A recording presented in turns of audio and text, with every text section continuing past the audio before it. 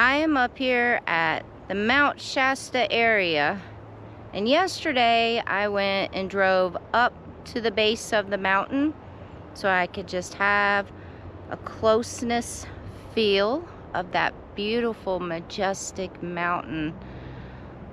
Wow. The drive alone up there was just amazing. That's in a whole nother video.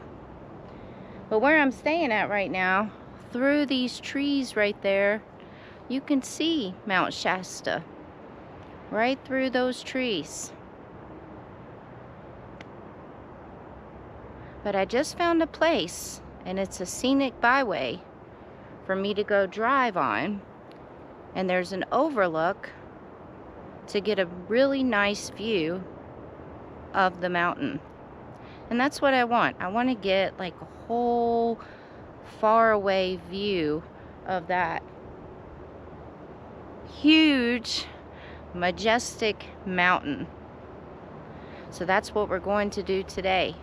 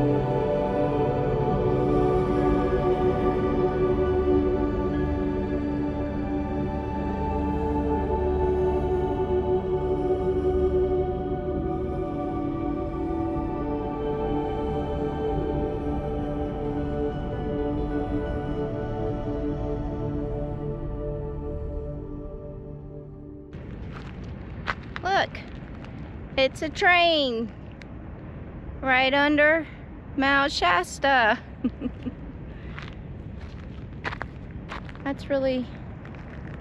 That might be the prettiest train track I've ever seen. So I didn't make it to the overlook.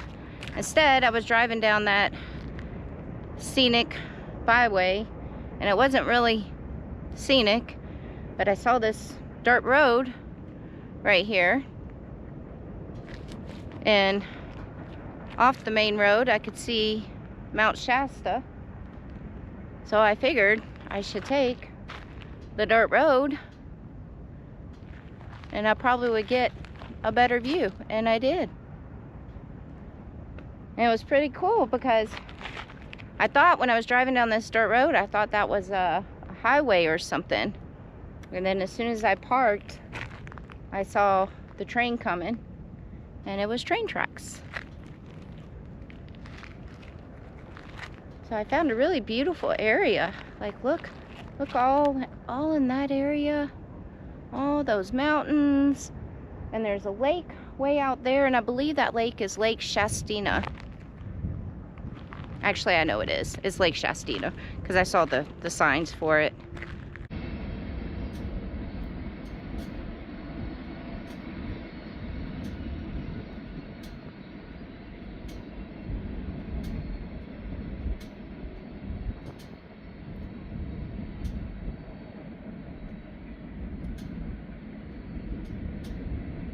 I wanted to keep driving more, and it actually would have been cool if I could have just drove up closer to those train tracks. But there's this sign right here. It says property boundary.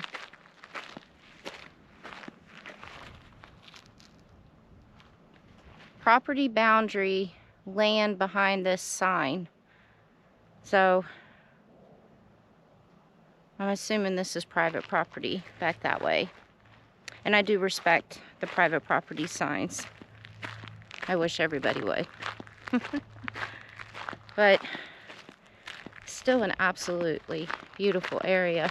It looks like there was a fire out here sometime because a lot of trees are burned.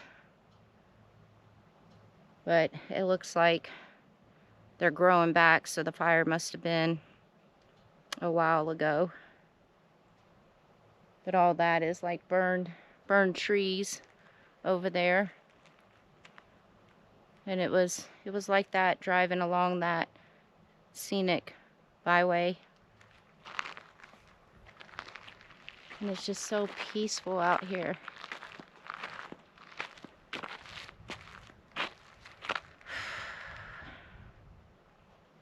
This is some beautiful country.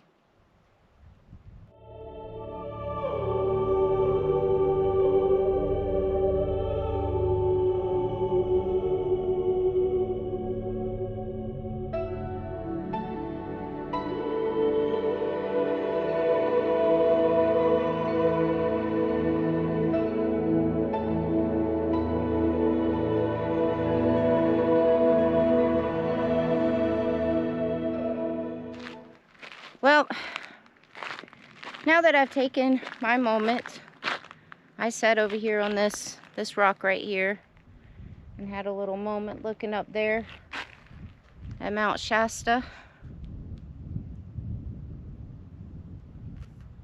So beautiful. And when I used to climb these mountains and climb to the top, to the peaks, this would have been a mountain that I would have loved to do that. Anyways, since I'm here and I'm in a location where there's not a bunch of people, thank goodness, I guess I'll go ahead and make a video out of this to go over some things real quick. There's about to be a lot of changes in the next couple of months. So there's going to be a few things. One, I'm still tossing it up in the air right now. So I don't know if I'm really going to talk about that just yet until I make my mind up completely about it.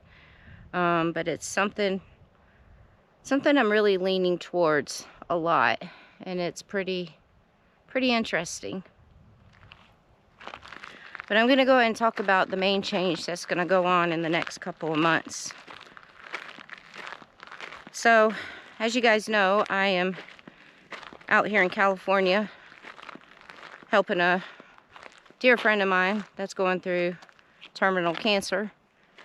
And that's why my traveling has kind of slowed down over the last couple of months because of that. Right now, I'm taking a little break, and his other friend is watching him while I take a break, because, you know, caregivers need a break. But I am staying for a couple more months. I'm going to stay till the end of October to help him out. I'll get some breaks here and there, so I'll be able to go and explore and everything. I think if you guys have been following the channel for a little bit, I did mention not too long ago that I was having some financial problems. My savings account, because I do have a savings account, my savings account got pretty low. And my YouTube channel hasn't been doing very well lately, and I know it's because I stopped to help my friend out, and I haven't really been, you know, living in the Jeep like my channel's about, and going to all these amazing places and traveling. But as much as I love my YouTube channel and I like to see it grow and thrive and, you know, all that good stuff, when it comes to my friends, it's a little bit more important to help my friends. Lord knows I really hope that when the time comes I need some help like that, I hope I have some friends that will help me. Don't think I will, but I have my Aunt Cindy. But with that being said, you know, I slowed down the YouTube, posting on YouTube for a little bit. Right now, I've only been posting 1 video a week. I used to do 2 videos a week. And I used to do live videos every week, and I haven't really been doing that either because I've just been really stressed out lately, you know, between helping my friend and watching what he's going through and, you know, all that stuff, and then watching my YouTube channel not doing very well lately. It's added a little bit of stress on me.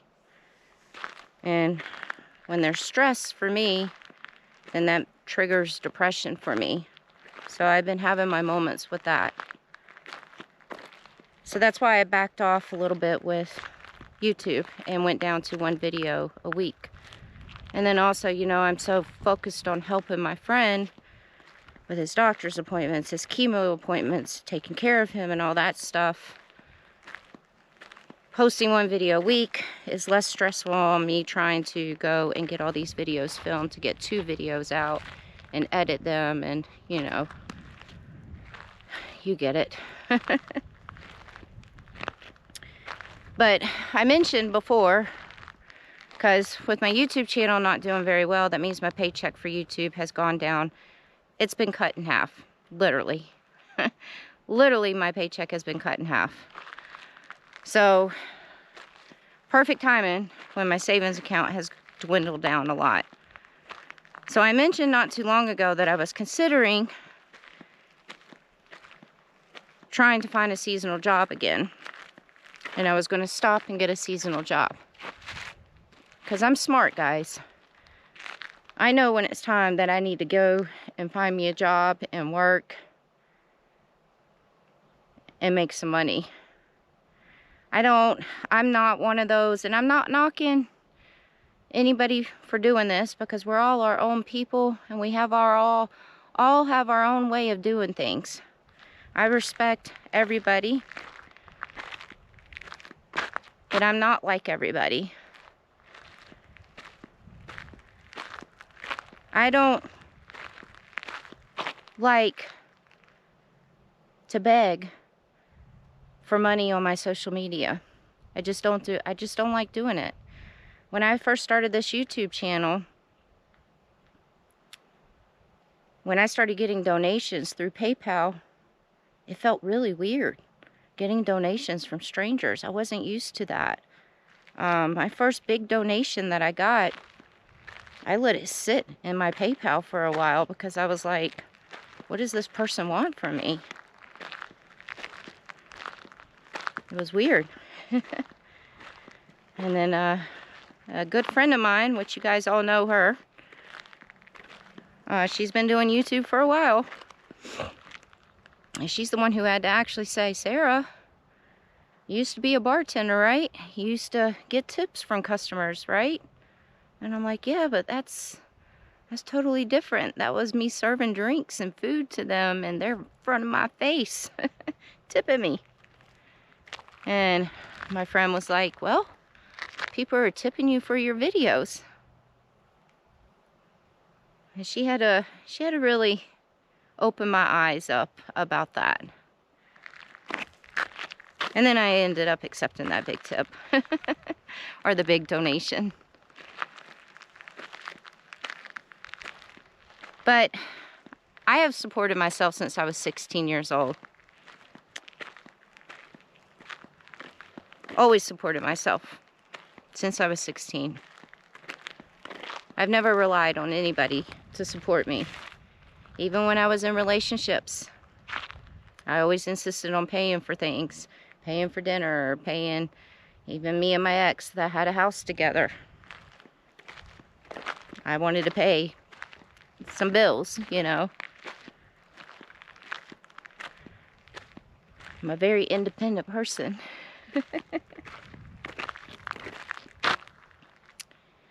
And with that being said,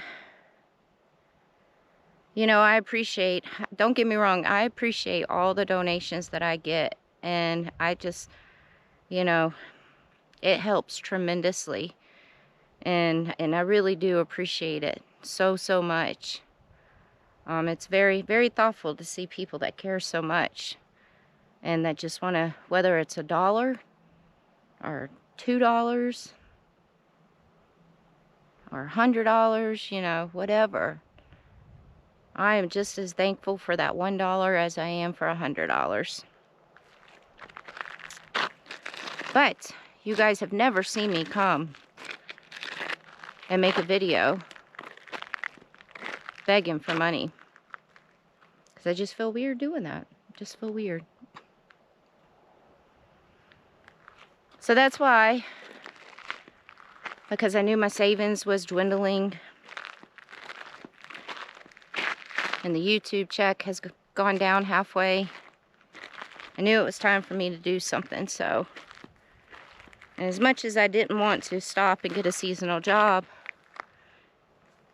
I knew that I had to. So my friend that's going through the cancer right now, you guys have heard me talk about this. You know, he needs to have 24-hour care. And he doesn't want to go into an assisted living. Can't blame him. He wants to be at home on that beautiful freaking ocean, you know. So, assisted living homes was out of the question.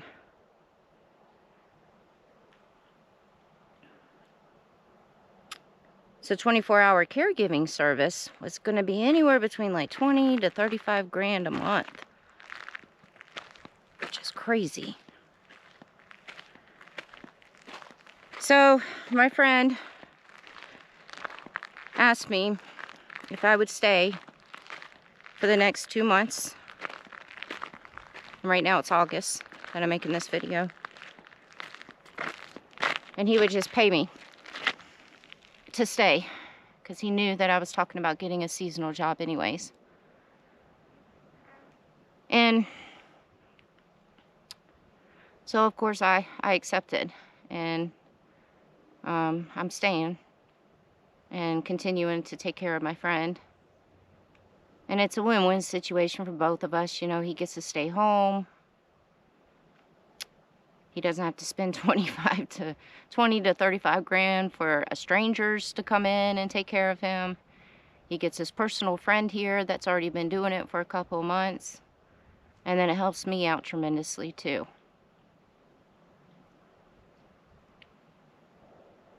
So that's what's going on right now. So I'm not made of money. So I know some of you guys are like, oh, well, you know, you've just been staying still for so long and blah, blah, blah. I'm not made of money. I'm not rich. You know, I started this traveling with not that much money in the bank. And that's why in the beginning, when I first started traveling, I was picking up seasonal work. First year, I was doing seasonal jobs. I was doing anything to make this work.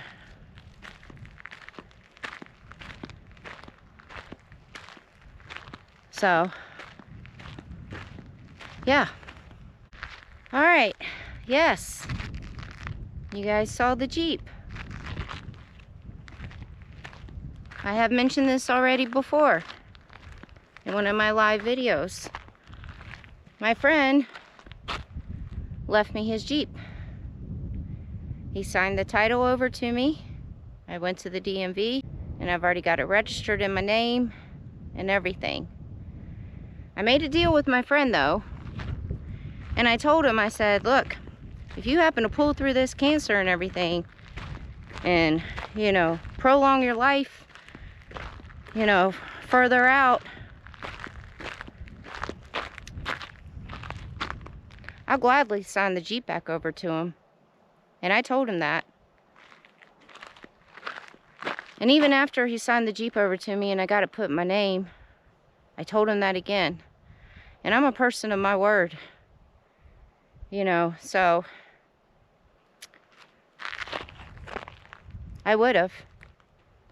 But my friend has told me that the Jeep is permanently mine. And I didn't start doing anything to the Jeep or anything. I have been driving it around a lot because it's better on gas than my gas guzzler Jeep. And I didn't start doing any changes on it or anything because just in case my friend wanted the Jeep back.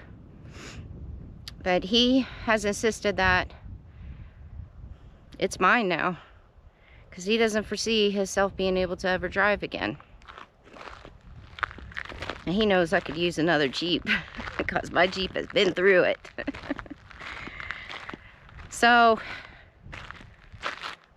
that's some of the changes that's going on right there. Is over the next couple months while I'm staying at my friend's house to help him and take care of him and all that stuff, I'm also going to be transitioning the Jeeps. I'm going to turn my Jeep, my original Jeep, back into my toy, so I can do the rock crawling and do the fun stuff and the fun trails with her, because Lord knows I miss doing that. I really, really miss doing that. And so I'm going to be turning that Jeep back into my toy. And this Jeep is going to be turned into my traveling Jeep. It only has 4,000 and something miles on it right now. I say right now because I'm driving it. So it's practically brand new. I learned a lot of things with my Jeep. You know, my Jeep's lifted, and it has 37-inch tires. Has all this fancy stuff. You can definitely tell my Jeep used to be a rock crawler.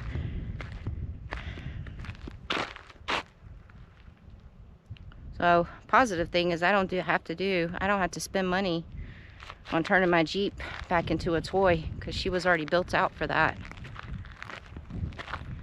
So I've already taken the hard cases off of my Jeep, but I did learn a lot of things. You know, I obviously did pretty well with the lift on my Jeep and 37-inch tires, but I know my Jeep would have done a lot better if I didn't have those big, huge tires and that lift on it. And so therefore, I'm obviously not gonna lift this Jeep. And I obviously am not gonna put 37s on there. But I am gonna get new tires put on there. I do wanna get some more KO2s, because those are amazing tires. They're for off-roading. They're all-terrain. They're off-roading and, you know, regular road. And they're amazing tires. I've had 3 different brands. Well, 4 if you want to count mud tires. 4 different brand of tires on my other Jeep since I've had it. And the KO2s by far have been the best so far. And that's what I want to put on this Jeep. And right now these are stock tires. Everything on this Jeep is stocked. So when I get the KO2s, I am going to get 33-inch tires. So, and 33-inch tires, I don't have to lift the Jeep. I don't have to redo anything. I don't have to re-gear the Jeep. I mean, to be honest with you, you don't have to re-gear your Jeep even with 35-inch tires. Anything above 35s, you have to re-gear your Jeep, your vehicle, whatever. So I'm only going to go with 33s. So it's just going to be just a slight little bigger. Not even that much. Probably like that. And then I have to get a different roof rack for the Jeep. And I'm going to try to find one that doesn't cover the whole entire Jeep. Because, you know, the roof rack that I have on my other Jeep, it's almost like another roll cage around the outside of the Jeep. And then I'm going to be doing a couple of things a little different on the inside this time.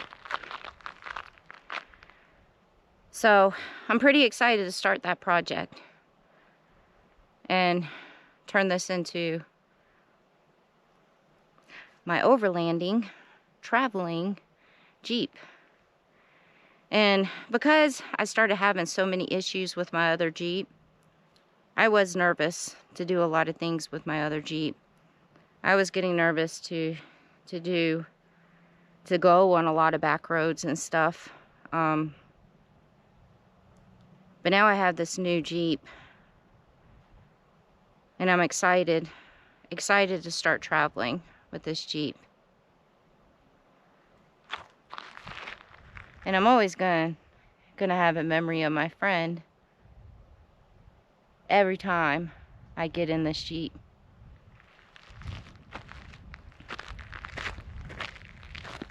So I've been blessed with that. So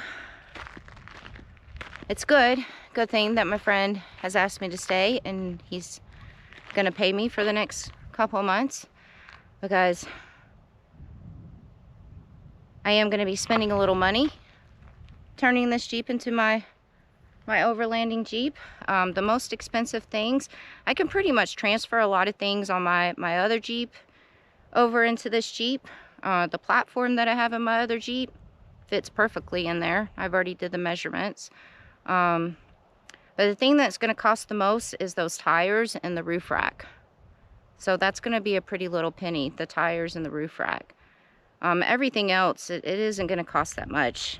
I did start another Amazon wish list, and I'm putting some stuff on the Amazon wish list, because it seems like every time I close down my Amazon wish list, then I get people that are like, how come you don't have anything on your Amazon wish list? And I'm like, because the stuff that's been sitting on there has been sitting on there for a long time. And then also I shut it down because then I'm not in a spot to receive things. So I did shut down my Amazon wish list and just took everything off of it. But now that I'm staying at my friend's house and I have somewhere for the things to be delivered to and everything, I have slowly started adding some things on there for the Jeep. And don't worry, the tires and the roof rack is not on there. I'm not going to put like really expensive stuff like that on my Amazon wish list. I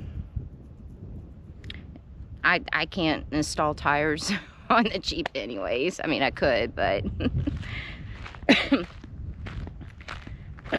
so yeah, so I have started adding a couple of things to go on the list to build this Jeep out. So I am excited, and of course I'm going to film that, of course.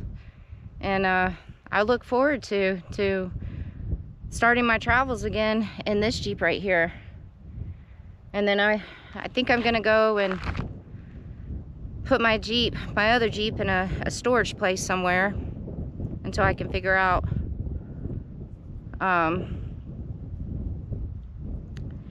I'm either going to put it in a storage place, or I'm probably going to ask one of my friends in Vegas if I can just keep it at their house, because that's where all my rock crawling friends are, is in Vegas, majority of them. And all the people that I used to go and do these crazy trails with and stuff. And I go to Vegas a lot just because that's, you know, where I'm from. So it would make sense to keep my Jeep in Vegas. And every time I go to Vegas, I just park this Jeep and then get my other Jeep and go play on the trails. So yeah, that's about it. It's getting hot out here, and need to head back. But that's everything that's going on right now. I know it's a lot, and I do have something else that I have pondering around in my head, but like I said, when I make up my mind on that, I'll let you guys know. I really can't wait to get back on the road and start exploring some things, new things, and I'm gonna feel a lot more comfortable and a lot more safe in a brand new Jeep to be able to go do a lot more things now.